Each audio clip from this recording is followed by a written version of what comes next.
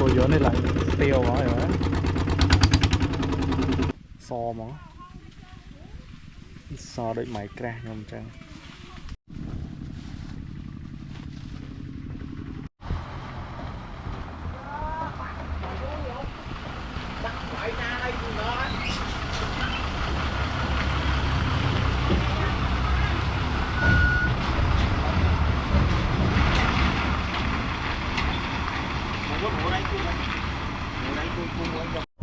người này thử bê xoáy thời bạch mơ lơ tí liên tăng thì mò gheo lộ đó mà nó thật krập tia đây có tay đời xa tại vì đo thứ ngay để thử ní là một bốn vì thà đi đo thứ ngay thử lúa hơi tôi bay liên giang lá cái thử tại bay lúa đấy cái đo lấy bay lại tại miền nào video môn nó bộ môn tại ban mơ video môn cứ đằng ấy hà thử bay lại nhá lại đi hai đứa có vô một lời đo cho nó thật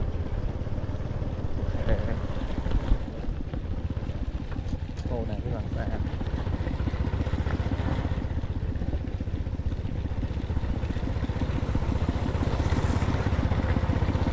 mở smile là cô nhóm đâu mà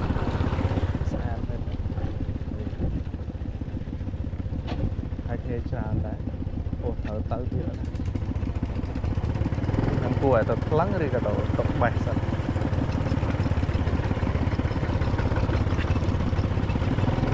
bay lươn này nè từ xa tại xoáy với fly khẳng fly mà đam tràn từ chắc bay lươn này này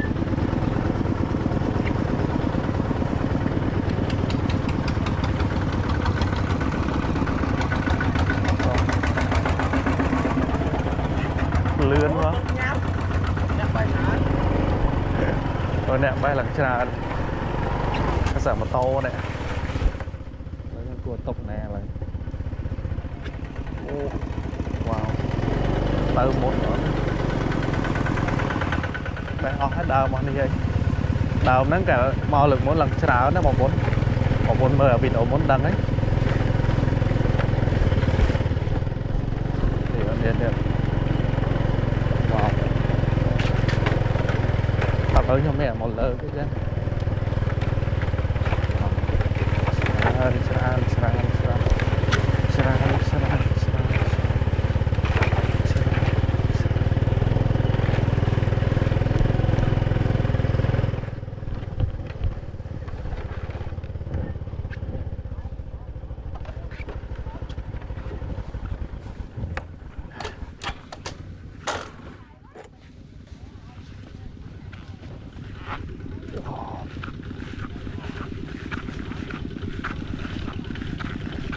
chứ nào nữa tại ba lần lừa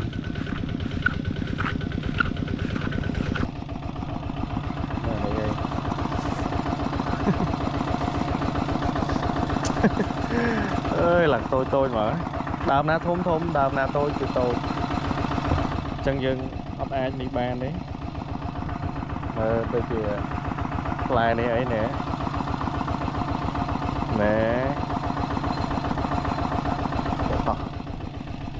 trồng xài mấy thế à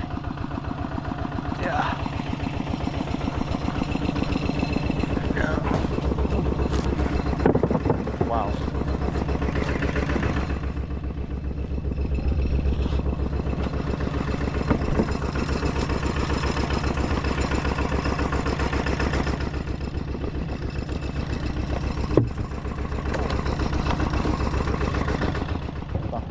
xài nữa hơn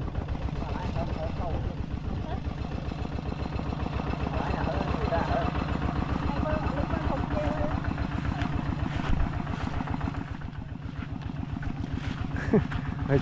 tràn nữa mở lên nè ạ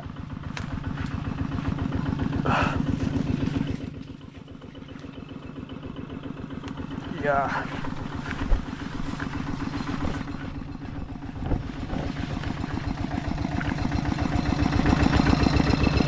Yeah.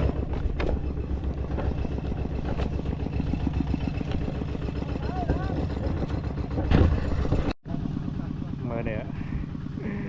ơi bài đồng liền mọn á hai lấy cầm co giờ tét khóc nè mà cầm co khóc nè mùi miệt đôi dạ em mùi tiết hiện đôi chạp chiên thay cho màu cái đá màu ní nào biết là lớn biết là ọt đá kia lại mọi người đây cổ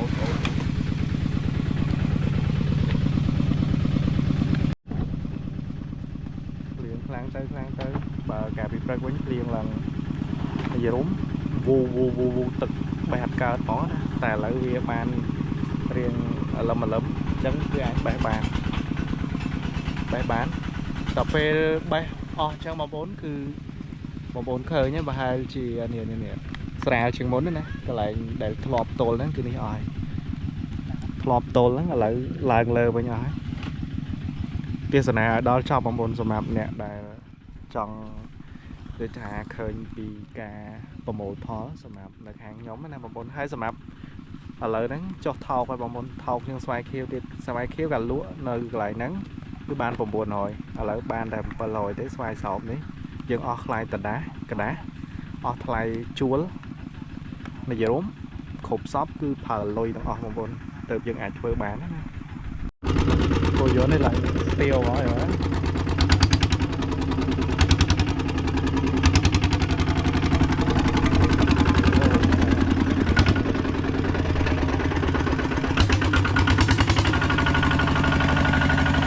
lư làm của đúng món rồi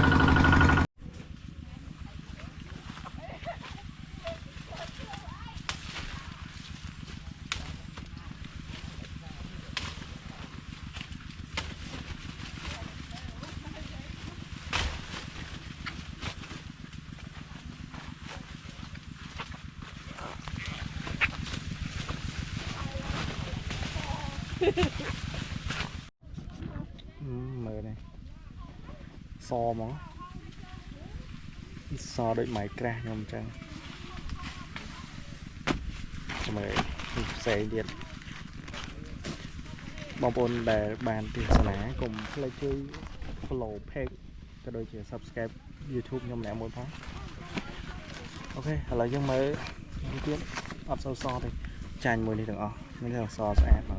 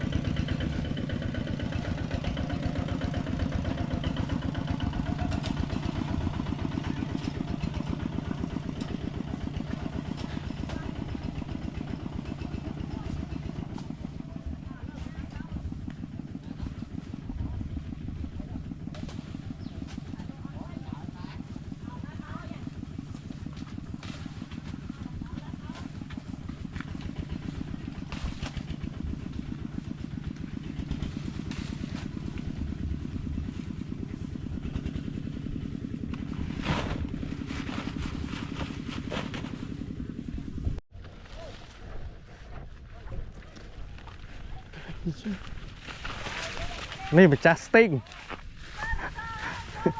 ไทยหนึ่งchưa được đi สติงแห่งนี้เฮ้ย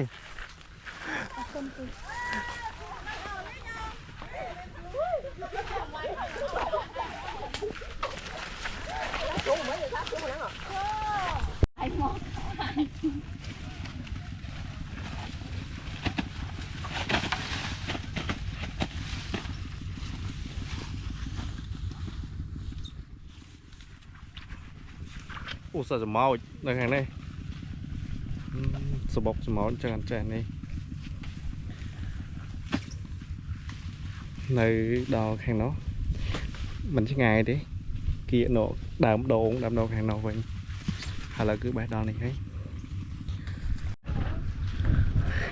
hay là cứ từ bàn đấy 20 กิโล ta ประมาณแต่อันนี้คือพนมอ่ะผมคนแต่อันนี้คือnơi ngày đó phải hay là trôn một cái lỗ đó phnom cái này phnom này nóng và tái phnom cái này thò cái nàyคือphnom đầy thế lại cái bông tài này bài hái chua cây khai ra bài của anh đi thao hái nè tránh chui khác bài của này khai thời tụi mình bớt mà nhà mua sò nè sò anh tụi này thấy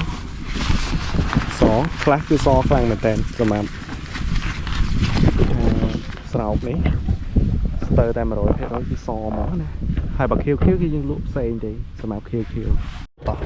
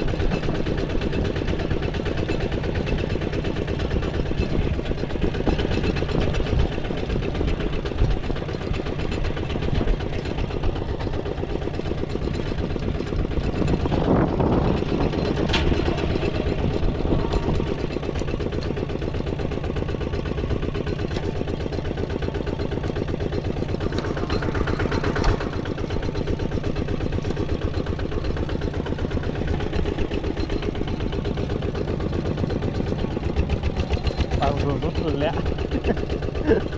mở ra đây là đánh cam còn đang về xe lú giờ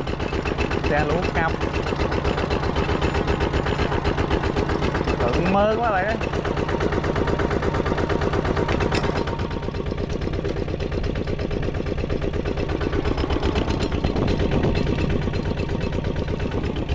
có bay cùng với sồn bơn bằng thế đi niềm tố này mình lối vậy lôi dân kê quá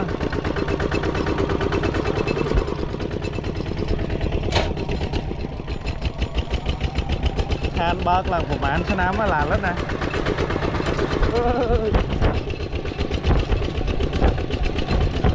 xa bớt mà trôn mơ mình với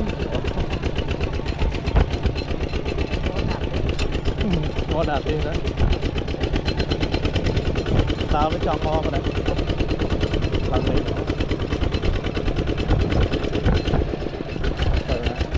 ghé đấy mấy chứ lớn còn tư mấy chứ